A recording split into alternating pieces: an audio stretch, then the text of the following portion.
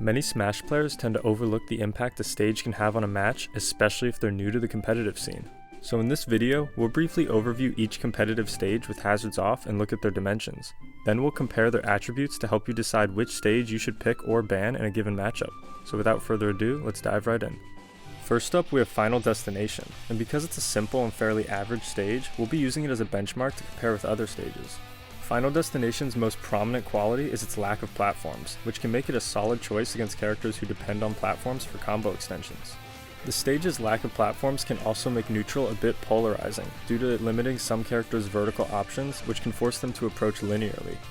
The stage is one of the 5 stages that are essentially tied for having the second lowest ceiling out of all the competitive stages, making it a solid option for characters who prefer to KO off the top.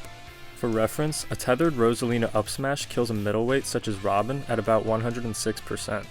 Note that Final Destination has an average stage width, but with fairly wide blast zones.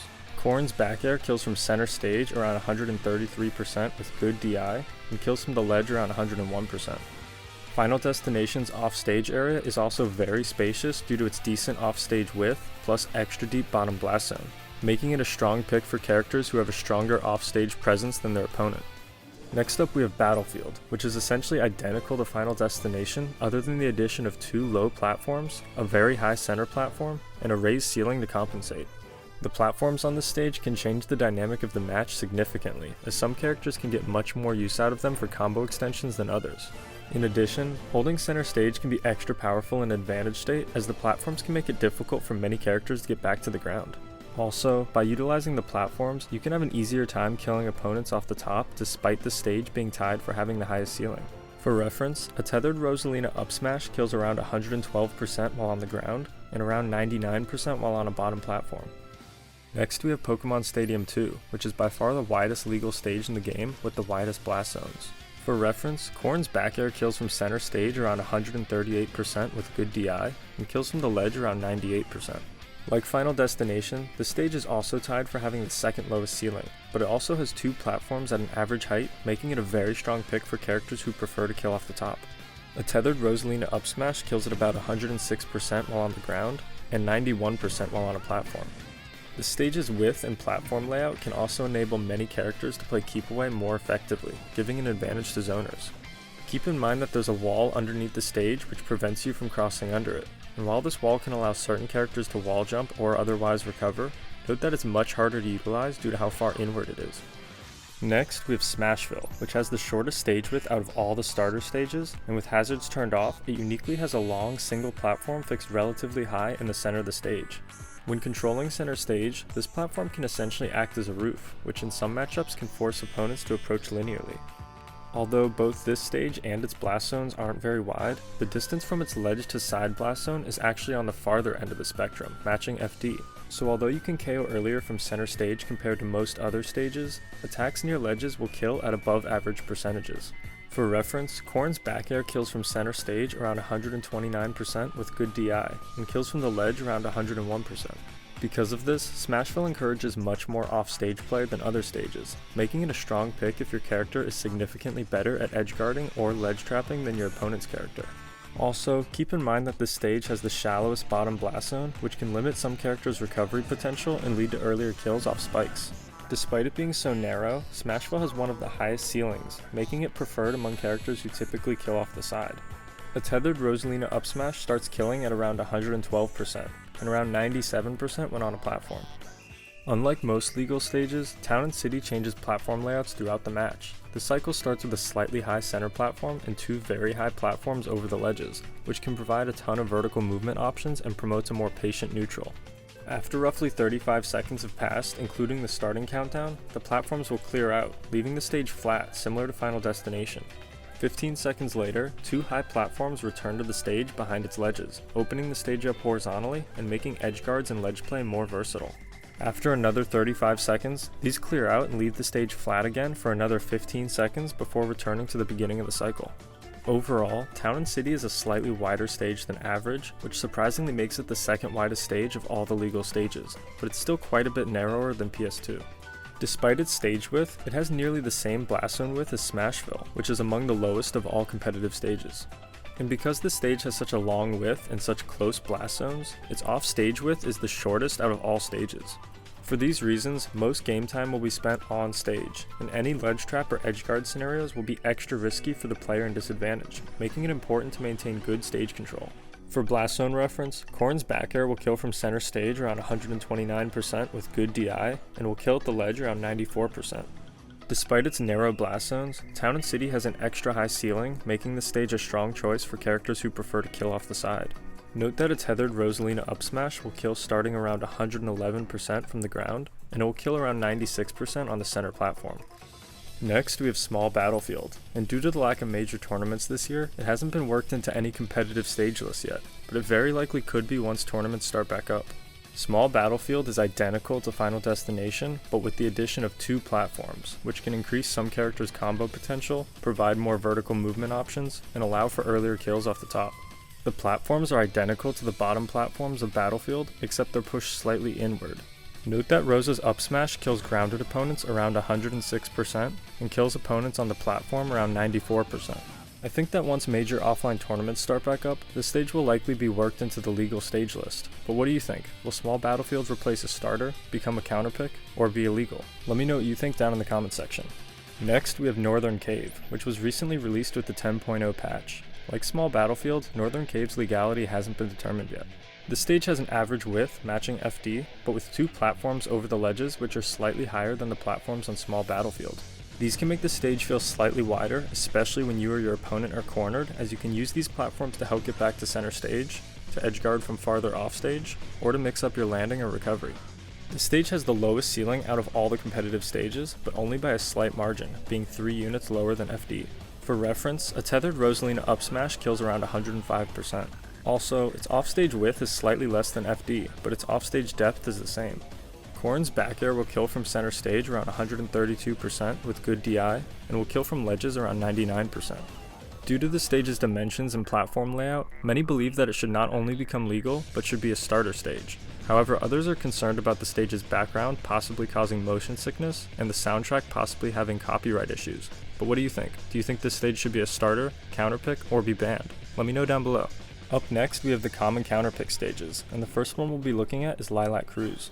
Lylat has 3 platforms, but is unique due to its low and slanted outer platforms, as well as its slants near each ledge, which can cause some characters to low-profile attacks more easily.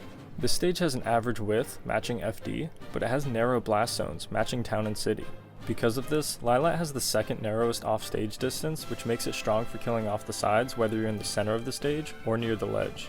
For reference, Corrin's back air kills from center stage around 129% with good DI, and kills near the ledge around 95%. Lylat also has a very low ceiling, which combined with its platform layout can make it easy to kill off the top.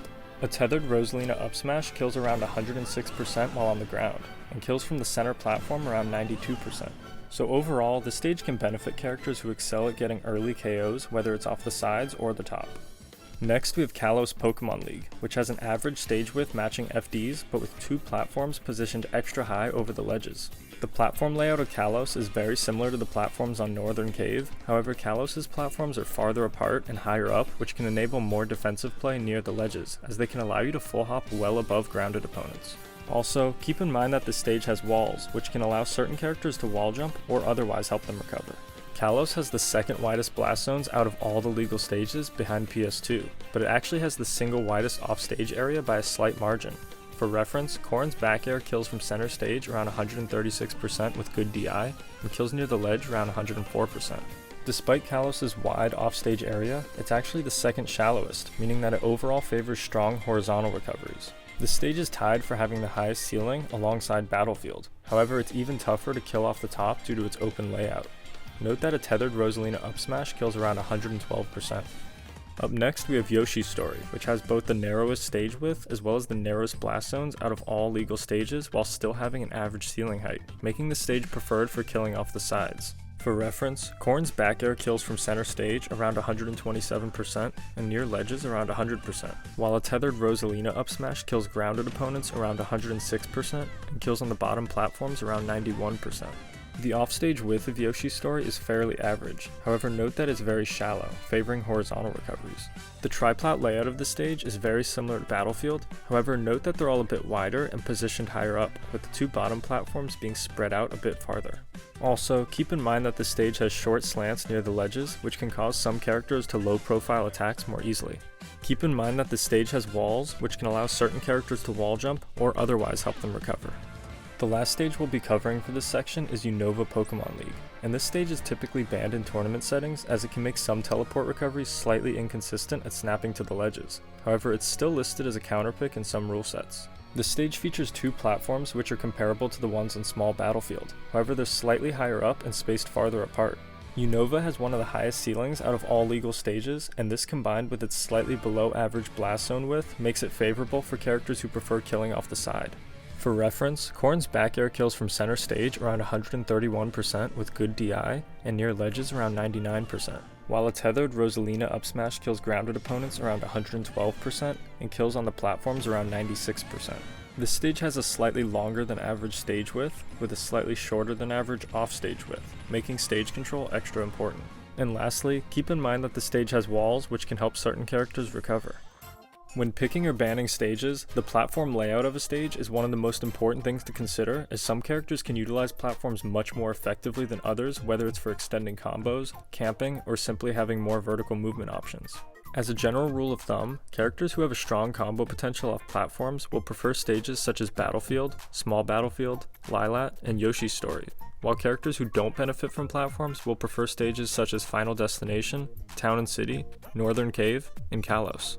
If any combination of your character or playstyle enables you to kill off the top much more often than your opponent, you should prioritize stages with wider blast zones and a lower ceiling. Some of your best options include Pokémon Stadium 2, Small Battlefield, Final Destination, and Northern Cave. On the contrary, if your character or playstyle enables you to kill off the sides much more often than your opponent, you should prioritize stages with narrower blast zones and a higher ceiling. Some of your best options include Smashville, Town and City, and Yoshi's story. If your neutral game relies on keeping a distance between you and your opponent, or if you want to maximize your time spent on stage, you should prioritize picking a wider stage. Some of your best options include Pokémon Stadium 2 and Town and City, but you can also consider a stage with a wider platform layout such as Kalos or Northern Cave. On the contrary, if your neutral game relies on staying close to your opponent, or you want to maximize the frequency of edgeguarding opportunities, some of your best options include Yoshi's story and Smashville due to their very narrow stage widths. These last two are very situational to consider, but if your character's vertical recovery is significantly better than your opponent's, you'll be able to capitalize off the deep offstage areas of Unova, Final Destination, Battlefield, and Small Battlefield much better than them. And if your horizontal recovery is significantly better than your opponent's, you'll be relatively unaffected by the extra shallow offstage areas of Kalos, Smashville, and Yoshi's story. To make sure that you don't miss out on any future uploads, be sure to subscribe and hit the bell. Also, if you got some value out of this video, be sure to hit the like button to help this video reach more players who are interested in getting into the competitive scene. Lastly, huge thanks to my patrons for supporting the channel through Patreon. Thanks for watching, and as always, I'll see you next time.